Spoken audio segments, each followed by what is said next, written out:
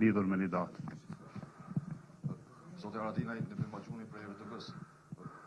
Një rezolutë e PSD-s, një e lidhës demokratike të Kosovës, një draft dokument i Partisë Demokratike të Kosovës, një propozim i qeverisë për ekip negociator, ku nëse cilën për këtyre thuhet që territorit dhe kufit janë të paprekshëm.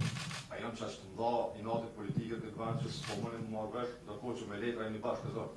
Unë besoj që nesër të tagjojmë një gjuhët përbashkët, por nuk besoj që ka subjekt politik në parlament që është kundër ujtjes teritorit, të kufive, edhe të kushtetutshmërisë vendit tonë, edhe besoj që të tagjojmë një gjuhët përbashkët nesër. Pra shpresoj shumë që të tagjojmë.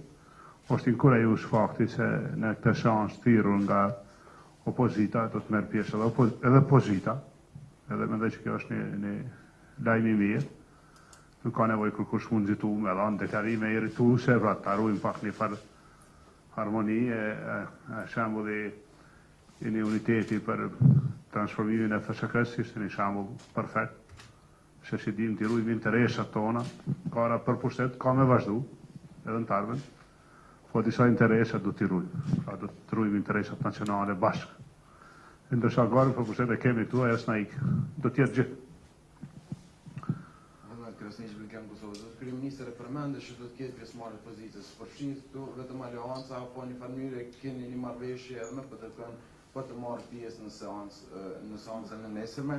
Edhe një pyetje tjetër, lutem, sot Jack Smith, kryeprokurori i gjykatës speciale është në Kosovë.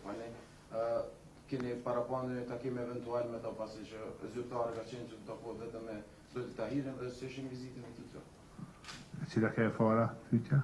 Çështja e opozitës, a ka një marrëveshje që do të përfshihet edhe PDP?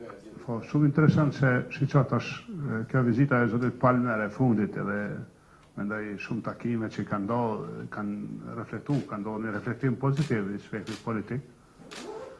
Edhe mendoj që është mirë me kurorëzue atë vizitë, atë kujdes të Amerikës për proceset e rëndësishme në vendin tonë me një pozicion qartë, strategjik, në mbrojtje të kushtetutshmërisë, të teritorit, të kufive, pra do të ishte një arritur e mirë e gjithë neve.